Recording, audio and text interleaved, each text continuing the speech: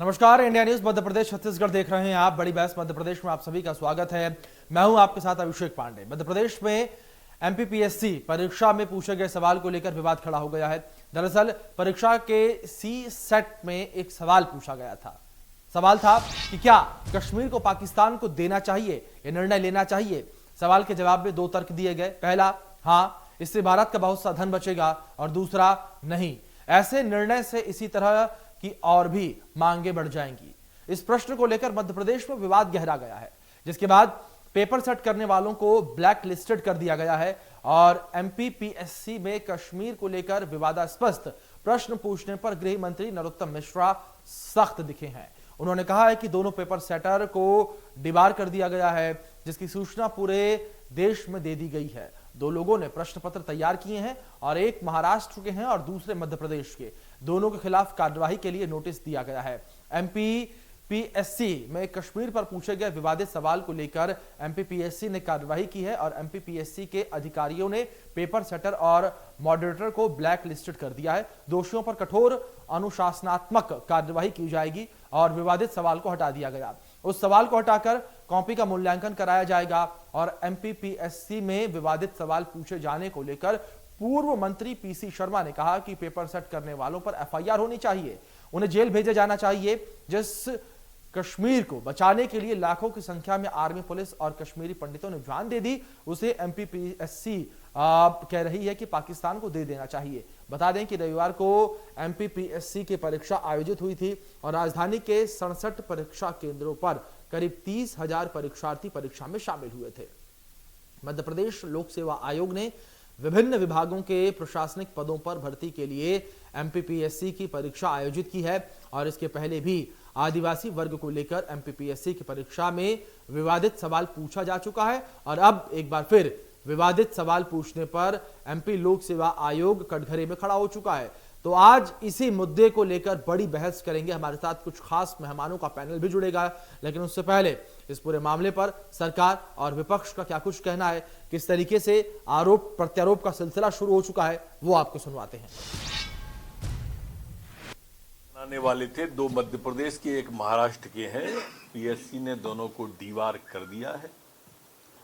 प्रश्न आपत्तिजनक है और दोनों को पीएससी सरकार को, उच्च शिक्षा विभाग को कार्रवाई के लिए लिख रहे हैं। इस बात की जांच होगी कि उसके लिए दोषी कौन है, उस पर कार्रवाई भी की जाएगी। निश्चित रूप से ये आपत्तिजनक है और यह सुनिश्चित भी किया जाएगा कि इस तरह की पुनरावृत्ति ना हो।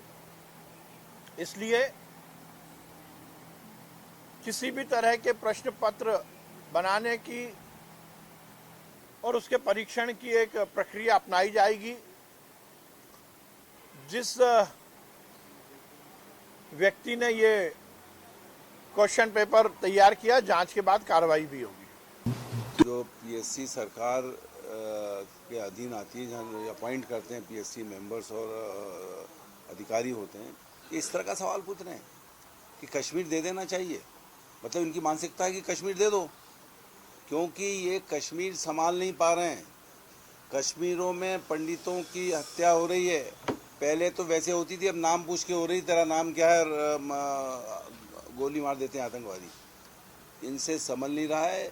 अब तो इनको जो कश्मीर फाइल के बजाय कश्मीर फाइल 2 बनाना चाहिए, जो हालत कर दी है, और इसीलिए इनको इस तरह का सवाल पूछने की आवश्यकता पड़ी।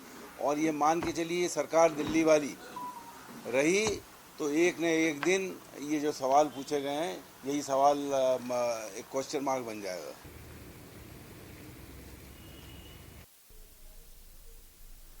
तो यहाँ पर एमपीपीएससी में सवाल जिस तरीके से कश्मीर मुद्दे को लेकर पूछा गया, कश्मीर के विषय पर जिस तरीके से सवाल पूछा गया, इसको लेकर लगातार विवाद जो है थमने का नाम नहीं ले रहा है और कहीं ना कहीं विवाद बनता भी है। जिस तरीके से लगातार कश्मीर भारत का एक अभिन्न अंग है, एक अटूट हिस्सा है, उसको लेकर जिस तरीके से सवाल पूछा गया कश्मीर को अलग करने का, ये सवाल कहीं ना कहीं अपने आप में विवाद खड़ा करने वाला है और विवादास्पद भी है। क्योंकि जिस तरीके से यहाँ पर लगातार जो है कश्मीर को लेकर तमाम बातें होती रहती हैं, लगातार कश्मीर के मुद्दे पर जो है सियासत भी गर्म रहती है। इस बीच इस तरीके का सवाल परीक्षार्थियों से पूछना, बच्चों से पूछना कहीं ना कहीं गलत है और अब इस पूरे विषय पर जो है राजनीति भी होने लगी है, पूरे विषय का जो है राजनीतिकरण भी होने लगा है, क्योंकि विपक्ष जो है इस वक्त लगातार सरकार पर बिफर रहा है, सरकार पर सवालिया निशान खड़े कर रहा है और सरकार को सवालों के घेरे में खड़ा कर रहा है कि आखिर सरकार की ओर से कैसा सवाल जो है वो तैयार किया गया, आखिर किस तरीके का जो परीक्षा पत्र जो है वो तैयार किया गया है। और इसी पूरे मुद्दे पर जो है चर्चा हम आज करेंगे और चर्चा को आगे बढ़ाएंगे। हमारे साथ हमारे मेहमान जुड़ गए हैं, हमारे साथ सिद्धार्थ सिंह राजावत जी जुड़ गए हैं जो कि प्रवक्ता हैं कांग्रेस पार्टी से, वहीं हमारे साथ गोविंद मालू जी जुड़े हैं जो कि भारतीय जनता पार्टी से नेता है। सबसे पहला सवाल गोविंद जी आपसे ही करूंगा और आपसे ही चर्चा की शुरुआत यहां पर करूंगा मैं। जिस तरीके से परीक्षा पत्र में ये क्वेश्चन जो है, एक प्रश्न जो है पूछा गया है, इस प्रश्न को लेकर लगातार बवाल मचा हुआ है, आपकी सबसे पहली प्रतिक्रिया क्या होगी? क्योंकि जिस तरीके से सवाल पूछा गया है, ये सवाल अपने आप में बेहद गलत है और बेहद विवादास्पद भी है, क्योंकि लगातार कश्मीर को लेकर आवाज जो है आपकी पार्टी बुलंद करती रहती है और वहीं दूसरी ओर कश्मीर जो है भारत का एक अभिन्न अंग है, अटूट हिस्सा है और उसको लेकर ऐसा सवाल। इससे कौन इनकार कर सकता है कि सवाल सही था, ये सवाल गलत था? इस पर कार्रवाई सरकार ने संज्ञान में आने के बाद की, पेपर सेटर को ब्लैकलिस्टेड कर दिया, बार कर दिया और जांच के भी आदेश सरकार के संज्ञान में आते ही इस पर तुरंत कार्रवाई की गई और आगे ऐसा न हो इसकी पुनरावृत्ति हो, इसके भी हिदायत 4 चौबंद व्यवस्था सरकार करेगी। और जहां तक कश्मीर का सवाल है, भारतीय जनता पार्टी कश्मीर के लिए कश्मीर के उन्हें नेता को बलिदान कर दिया, इसलिए वो तो कोई क्वेश्चन मार्क है नहीं, लेकिन सरकार की मंशा के साथ उसको मिला के नहीं देखा जा सकता, क्योंकि ये है अक्षम्य गलती है, उस पर सरकार किनारा नहीं कर रही है, बल्कि उसमें संज्ञान लेकर उस पर कार्रवाई के लिए प्रतिबद्ध भी है और कार्रवाई के लिए संकल्पित होकर कार्रवाई की भी जा चुकी है। इसलिए अब इसमें कोई प्रश्न और किंतु परंतु नहीं होना चाहिए और आगे से ये पुनरावृत्ति न हो इस बारे में। लेकिन गोविंद जी एक सवाल यहाँ पर और होगा, क्या केवल कार्यवाही मात्र कर देने से ही मामला सिमट जाएगा, मामलों को दबा दिया जाएगा? क्योंकि इससे पहले भी कश्मीर को लेकर जो है सवाल, इस तरीके का प्रश्न जो है वो परीक्षा पत्र में सामने आया था, इससे पहले भी आ चुका है और अब एक बार फिर से सामने आया है। आखिर ऐसा बार बार क्यों हो रहा है प्रदेश में? क्यों ये एक सोचने वाला विषय और गंभीर विषय भी है। देखिए, सरकार ने संज्ञान में आने के बाद तुरंत कार्रवाई की और जांच भी होगी और क्योंकि एक कानून प्रक्रिया है, एक नियम है, कहीं किसी चीज का कोई हम तालिबानी शासन में तो नहीं रह रहे हैं, हम लोकतांत्रिक शासन में, संवैधानिक व्यवस्था में रह रहे हैं, तो एक व्यवस्था है जांच करने की और दंड देने की, उस पर निश्चय ही किसी को कोई कोताही नहीं बरती जाएगी। ठीक है गोविंद जी ठीक है, हम समझ गए व्यवस्था के हिसाब से प्रदेश सरकार इस वक्त काम कर रही है। इस पर एक बार प्रतिक्रिया यहाँ पर सिद्धार्थ जी की ले लेते हैं। सिद्धार्थ जी,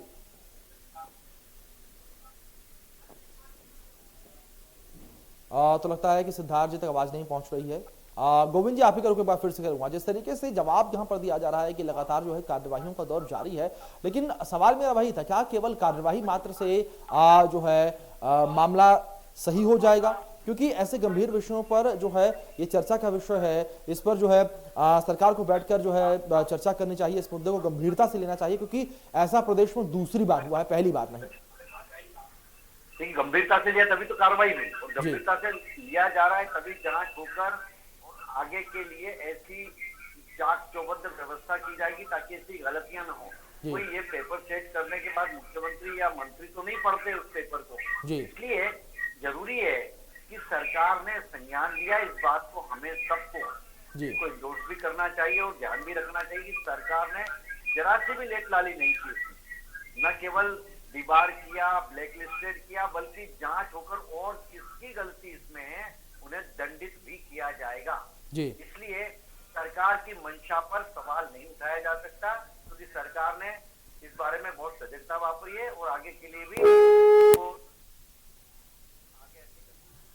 इस बारे में भी हमारे यहाँ पर निर्देश दिए हैं और उस पर सख्त व्यवस्था की है। लेकिन यहाँ पर गोविंद जी आपसे ये भी जानकारी लेना चाहेंगे कि जिस तरीके से सरकार ने यहाँ पर जांच के आदेश तो दिए हैं, निर्देश तो दे दिए हैं, लेकिन जिस तरीके से विपक्ष इस वक्त हमलावर है प्रदेश सरकार पर, उसको लेकर आप क्या कुछ कहेंगे? देखिए, कश्मीर को लेकर हमलावर ये घड़ियाली आंसू बहा रहे हैं। जी को कश्मीर के मामले में जो गलती कांग्रेस ने की, आज पूरा देश भुगत रहा है। जी नेहरू जी ने जो गलती की उसको पूरा देश भुगत रहा है। 90 में जो गलती हुई उसको पूरा देश भुगत रहा है। हमने तो, हमारे डॉक्टर श्यामा प्रसाद मुखर्जी ने तो वहाँ बलिदान दिया, फिर हमारे डॉक्टर मुरली मनोहर जोशी ने लाल चौक में झंडा फहराया। जी इसकी केवल एक क्वेश्चन आने से और उस पर क्वेश्चन मार्क लगाना, मैं समझता हूँ ये ठीक नहीं है। जी हम उस पर कार्रवाई कर रहे हैं, हम प्रतिबद्ध हैं। कश्मीर की अखंडता को लेकर केवल भारतीय जनता पार्टी अखंड कश्मीर की बात करती रही है। कांग्रेस ने तो पीओके बना ही दिया था। जी। अब आज ये घड़ियाली आंसू बहा रहे हैं। जब कश्मीरी पंडितों की बारी आती, कश्मीर फाइल्स पर ये लोग प्रश्न सवाल खड़े करते हैं। जी इनको केवल राजनीति करना है, इनको सही बात नहीं कहना है। आज एक प्रश्न आने से जी और उस पर सरकार की कार्रवाई के बाद भी जी। लोग शोर मचा रहे हैं। उन्हें कोई अधिकार नहीं शोर मचाने का, क्योंकि सरकार ने और सरकार की मंशा, भारतीय जनता पार्टी की नीति, रीति और विचार इस मामले में पूरे देश के सामने है और स्पष्ट है। जी, लेकिन गोविंद जी, जो पीछे जो है जिस तरीके से प्रश्न पूछे गए थे विवादित, उसको लेकर भी जो है लगातार कांग्रेस जो है भारतीय जनता पार्टी को कटघरे में खड़ा कर रही है। और लगातार कांग्रेस का कहना है कि जिस तरीके से भारतीय जनता पार्टी के जो तमाम नेता हैं, जिस तरीके से आप भी जो है नेता के रूप में हमारे साथ चर्चा में शामिल हुए हैं, उनका कहना है कि जो तमाम नेता हैं केवल यहाँ पर रटी रटाई बातें ही कर रहे हैं। अगर पहले भी ठीक तरीके से अगर कार्रवाई की गई होती, अगर एक लैंडमार्क सेट किया गया होता, एक अगर जिस तरीके से कार्रवाई सही तरीके से की गई होती, लोगों में डर होता, अधिकारियों में डर होता, भय होता, और इस तरीके का प्रश्न जो है वो एक बार फिर से एमपीपीएससी में सामने नहीं आता। व्यवस्था से गलतियां होती है, व्यवस्था से कई बार उसको जानबूझकर या निग्लिजेंस भी वापरा जाता है, असावधानी भी वापरी जाती है। ये सारा मामला किसी की मंशा का नहीं है, असावधानी का है। जी। ये इसको बिना देखे उसको जाने देने का है, और ये व्यवस्था की गलती है। और व्यवस्था को चुस्त दुरुस्त करना शासन का काम है, और हमेशा व्यवस्था की गलतियों को सुधारना, दंड देकर उनको आगे के लिए ऐसा न हो उसकी हिदायत देना, ये सरकार की मंशा स्पष्ट है। इसलिए इस पर कोई, मैं समझता हूँ, केवल बहस करने से काम नहीं चलेगा। अच्छा, चलिए ठीक है गोविंद जी, एक बार विपक्ष की प्रतिक्रिया भी इस पर जान लेते हैं। ठीक है गोविंद जी, विपक्ष की प्रतिक्रिया भी जान लेते हैं। हमारे साथ सिद्धार्थ सिंह जी एक बार फिर से जुड़ गए हैं। सिद्धार्थ जी, आपकी प्रतिक्रिया सबसे पहले जानना चाहूंगा पूरे विषय पर। सर्वप्रथम तो अली बाबा 40 करोड़ जो सुना था वो आप सब तो चरितार्थ होता हुआ दिख रहा है। एक तरफ मालू जी बोल रहे हैं कि मुखर्जी जी बलिदान हुए थे, जबकि वो अपने बीमारी से मरे थे, वो एक बलिदान में हुए थे, और ऐसे कोई आंदोलनों में नहीं गए थे जहाँ पे उन्होंने लाठियां खाई हो। सर्वप्रथम तो इनको झूठ बोलने की आदत पड़ गई है। और जो बात कर रहे हैं जवाहरलाल नेहरू जी की, तो उस समय पे माउंटबेटन ने भी ये क्लियर किया था, उसमें जवाहरलाल नेहरू का कोई भी हस्तक्षेप नहीं था। और जिस समय पे ये बात चल रही थी उस समय पे श्यामा प्रसाद मुखर्जी और इनके उन्होंने टू नेशन की बात की थी। मैं क्या आपका यही देशभक्ति है क्या आपकी? सिद्धार्थ जी, गोविंद जी, एक बार सिद्धार्थ जी को सुन लीजिए। गोविंद जी, आपको आपका पूरा समय दिया। गोविंद जी, आपको आपका पूरा समय दिया।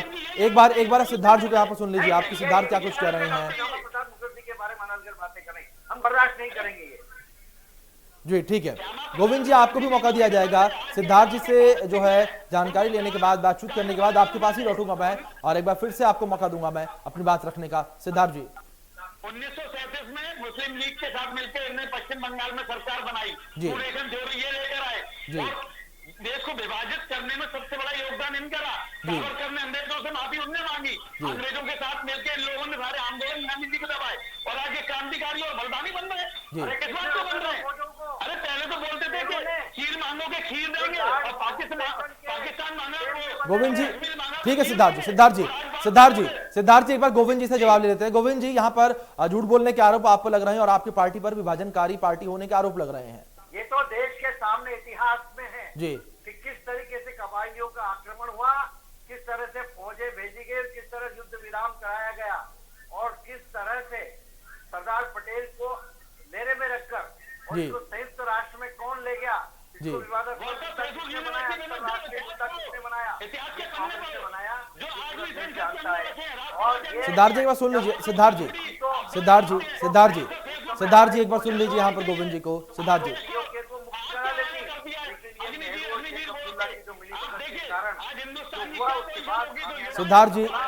सिद्धार्थ जी एक बार आप गोविंद जी को सुन लीजिए, अपनी बात रखने में आपको भी सरलता होगी बाद में। गले में टांग कर मेहनू जी घूम रहे थे, गलतियां कांग्रेस ने की, देश भुगत रहा है आज। ठीक है गोविंद जी, ठीक है, ठीक है गोविंद जी, गोविंद जी ठीक है, गोविंद जी ठीक है, आपकी बात को समझ गया है गोविंद जी, आपकी बात को समझ गया है, आपकी बात को समझ गया है। अब इस पर जवाब सिद्धार्थ जी से लेंगे। ठीक है सिद्धार्थ जी, यहाँ पर आरोप आप ही की पार्टी पर लग रहे हैं कि कांग्रेस ने तमाम गलतियां की हैं और उसका भुगतान देश आज भुगत रहा है, ये कहना है गोविंद जी का। पंडित श्यामा प्रसाद पंडित दीनदयाल उपाध्याय जी की हत्या के में नाम किस किस के आए थे? साफ साफ इनके संघ प्रमुख ने अटल बिहारी वाजपेयी जी का नाम दिया था। ये हत्या और हत्यारों की पार्टी है। नाथूराम गोडसे किस पार्टी से सम्मिलित था, किस पार्टी को बिलोंग करता था, ये दुनिया जानती है। गांधी जी के हत्यारे कौन है, ये दुनिया जानती है। अंग्रेजों के मुखबिर कौन है, दुनिया जानती है। सावरकर से 6 बार मर्सी लेटर किसने लिखा? जवाहरलाल नेहरू जी ने लिखा। लेकिन हमारे पटेल साहब ने लेकिन सिद्धार्थ जी जिस वक्त राष्ट्रपिता महात्मा गांधी की हत्या हुई थी उस वक्त भारतीय जनता पार्टी का अस्तित्व नहीं था। ये जानकारी के लिए मैं आपको बता दूं, संघ की स्थापना हो चुकी थी, संघ की स्थापना हो चुकी थी। हेगड़े जी ने उसकी स्थापना कर दी थी। सेवा दल से टूट के उनने, क्योंकि वो मुखबिरी में पकड़े गए थे, अब मेरे को मुखबिरी कर रहे थे, तब उनको सेवा दल से निकाला गया, उन्होंने अलग स्थापना की थी। ये पूरे मुखबिरों की पार्टी है, अंग्रेजों की पार्टी है, मुखबिर ये लोग। आज देश के अंदर जो ये चाहते थे, जो संघ चाहता था। लेकिन सिद्धार्थ जी एक बार मुझे सुनिए आप। सिद्धार्थ जी एक बार शांत रहिए, आप मुझे सुनिए। सिद्धार्थ जी, बात तो ये पार्टी को, कोई पार्टी की लड़ाई अलग है और जो आरोप प्रत्यारोप आप लोग लगा रहे हैं अलग है, लेकिन जिस तरीके से फिलहाल जो मुद्दा गर्भ है, जिस तरीके से फिलहाल जिस मुद्दे पे सियासत हो रही है वो प्रश्न पत्र का है। जिस तरीके से प्रश्न पूछा गया उसको लेकर आपकी प्रतिक्रिया क्या, उस पर जवाब दीजिए एक बार आप मुझे पहले। देखिए, आरएसएस का जो एजेंडा था, एजेंडे के तहत इन लोगों ने पीएससी में उन लोगों को बैठाला है जो आरएसएस माइंड के लोग हैं, और ये धीरे धीरे गांधी नाम को खत्म करना चाहते हैं, गांधी को हिंदुस्तान से खत्म करना चाहते हैं, गांधी की आइडियोलॉजी खत्म करना चाहते हैं। लेकिन सिद्धार्थ जी जो प्रश्न पूछा गया है, सिद्धार्थ जी जो प्रश्न पूछा गया है उसका राष्ट्रपिता महात्मा गांधी जी से क्या लेना देना है? जिस तरीके से कश्मीर मुद्दे पर सवाल जो है पूछा गया एमपीपीएससी में, उसका राष्ट्रपिता महात्मा गांधी से क्या कनेक्शन, पहले आप मुझे ये समझा दीजिए। शायद आपको मालूम नहीं है कि आप एक ही प्रश्न में बात कर रहे हैं, उसमें 2 प्रश्न है। इनके बाद गांधी जी को साफ-साफ बोला गया है, लेकिन महात्मा गांधी के इतने महान व्यक्ति हो, नहीं सिद्धार्थ जी नहीं, आप मुद्दे से भटक रहे हैं बार बार। सिद्धार्थ जी नहीं, आप बार बार मुद्दे से भटक रहे हैं और चर्चा को भी आप भटकाने का प्रयास लगातार कर रहे हैं। लगातार मैं सवाल जो है वो घुमाकर वापस ला रहा हूं प्रश्न पत्र पर, लेकिन आप कहां लेकर चले जा रहे हैं। ये नहीं सिद्धार्थ जी पहले मुझे सुनिए एक बार। आप बहुत चिल्ला लिए सिद्धार्थ जी आप बहुत चिल्ला लिए, पहले मेरी बात सुनिए। आपने काफी बोल लिया, अब अपने खून के उबाल को आप थोड़ा ठंडा करिए। सिद्धार्थ जी अब सुनिए, आप एक बार पहले सिद्धार्थ जी एक बार आप सुनिए। जिस तरीके से आप तमाम बातों का जिक्र कर रहे हैं, ठीक है, उन बातों पर भी चर्चा करेंगे, उसका दिन कोई और होगा, मंच कोई और होगा, और जब मुद्दा होगा तब बात करेंगे। लेकिन अभी मुद्दा जो है वो कश्मीर को लेकर हो रहा है। आप जो है बात यहाँ पर राष्ट्रपिता को लेकर कर रहे हैं, आप कांग्रेस के अस्तित्व को लेकर बात कर रहे हैं, आप भारतीय जनता पार्टी के अस्तित्व को लेकर बात कर रहे हैं, आप नथुराम गोडसे को लेकर बात कर रहे हैं। आप चर्चा पर बात ही नहीं कर रहे, हम बात प्रश्न पत्र पर कर रहे हैं, हम बात कश्मीर पर कर रहे हैं, आप लेकर चले जाए नथुराम गोडसे पर। पाकिस्तान की इन्होंने बात करी है कि ऑक्यूपाइड कश्मीर को पाकिस्तान को दे देना चाहिए। और जो दूसरा प्रश्न है इसके अंदर एमपीपीएससी ने, दूसरा प्रश्न गांधी जी ने कुत्तों की हत्या नसबंदी के ऊपर 2 प्रश्न दिए। आप दोनों प्रश्नों पर संज्ञान लीजिएगा। किस प्रकार से गांधी जी को बदनाम करने के लिए प्रश्न दिया गया है उसमें। आज जो युवा है उनके दिमाग में क्या चली जाएगी। चलिए ठीक है सिद्धार्थ जी, ठीक है, एक बार उसको जवाब लेते हैं। ठीक है सिद्धार्थ जी ठीक है, युवाओं वाली बात पर जवाब ले लेते हैं गोविंद जी से।